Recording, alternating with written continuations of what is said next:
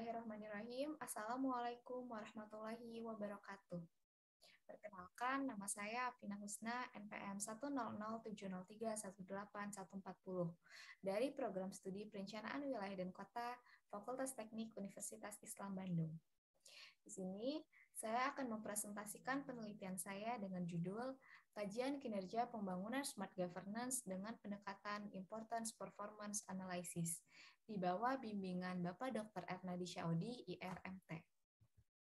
Penelitian ini dilatar belakangi oleh fenomena yang terjadi di Indonesia, di mana Indonesia terus melakukan pembangunan yang masif terutama di kota-kota besar, sehingga menyebabkan terjadinya urbanisasi atau perpindahan dari desa ke kota. Urbanisasi ini kemudian berpotensi menciptakan berbagai permasalahan perkotaan, seperti kemacetan, kemiskinan, kesenjangan, dan sebagainya. Untuk itu, pemerintah Indonesia mengeluarkan program Smart City sebagai solusi permasalahan perkotaan. Selanjutnya, di dalam penerapan Smart City, faktor keberhasilan atau faktor pentingnya adalah Smart Governance, di mana Smart Governance ini juga sejalan dengan Sustainable Development Goals nomor 16, yaitu membangun kelembagaan yang efektif, akuntabel, dan inklusif. Di Indonesia, salah satu kota yang telah menerapkan Smart City adalah Kota Bogor, di mana Kota Bogor merupakan kota yang termasuk dalam pilot project gerakan 100 kota pertama menuju Smart City di Indonesia.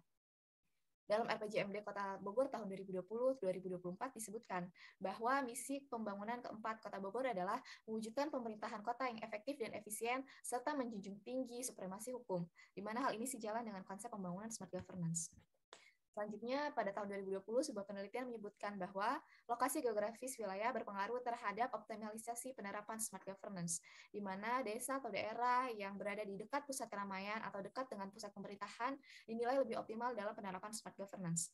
Di Kota Bogor, Kecamatan Bogor Tengah merupakan pusat kegiatan masyarakat dan juga pusat pemerintahan, di mana Kecamatan Bogor Tengah memiliki misi, yaitu mewujudkan aparatur berdasarkan good governance yang bersih dan transparan, yang tentunya sejalan dengan smart governance.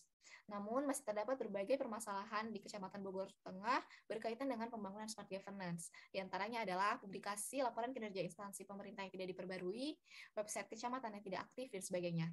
Untuk itu dilakukan penelitian dengan menggunakan analisis IPA, yaitu penelitian yang menggunakan perspektif dan penilaian masyarakat dalam menilai kinerja dan harapan pembangunan smart governance. Selanjutnya, dengan tujuan untuk mengukur capaian pembangunan smart governance sebagai bahan masukan dalam peningkatan pembangunan smart governance, dirumuskan sasaran yaitu teridentifikasinya tingkat kinerja dan tingkat harapan masyarakat dalam pembangunan smart governance. Dengan metode pendekatan yang digunakan dalam penelitian adalah mixed method atau pendekatan campuran.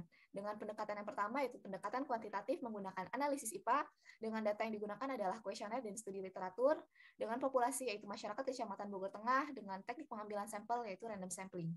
Untuk metode pendekatan selanjutnya yaitu pendekatan kualitatif dengan metode analisis deskriptif, digunakan data berupa wawancara dan juga studi literatur, dengan populasinya adalah pemerintah daerah dan juga perangkat daerah di Kecamatan Bogor Tengah, dengan teknik pengambilan sampel yaitu purposive sampling.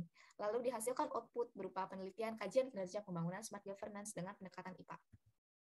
Selanjutnya, variabel penelitian ini didasarkan pada 5 sumber, yaitu dari Master Plan Smart City Kota Bogor, dan juga 4 sumber berkaitan dengan variabel smart governance, sehingga dirumuskan 14 variabel di dalam penelitian.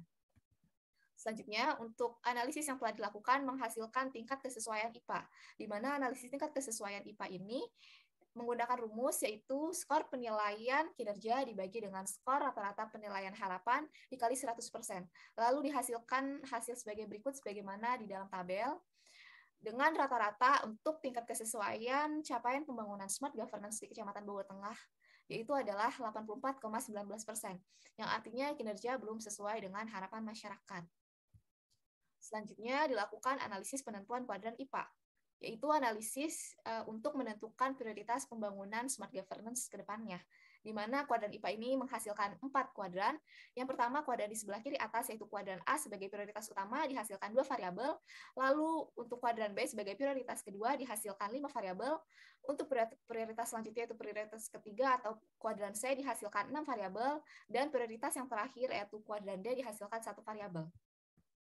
Selanjutnya untuk pembahasan menggunakan analisis deskriptif digunakan untuk menjelaskan hasil dari kuadran IPA. Sebagai contoh untuk kuadran A, yaitu diantaranya variabel ketersediaan sensor keamanan atau CCTV di tempat publik. Dihasilkan high importance atau kepentingan atau harapan masyarakat yang tinggi. Ini berkaitan dengan urgensi penyediaan yang berkaitan dengan kasus kriminalitas yang terjadi.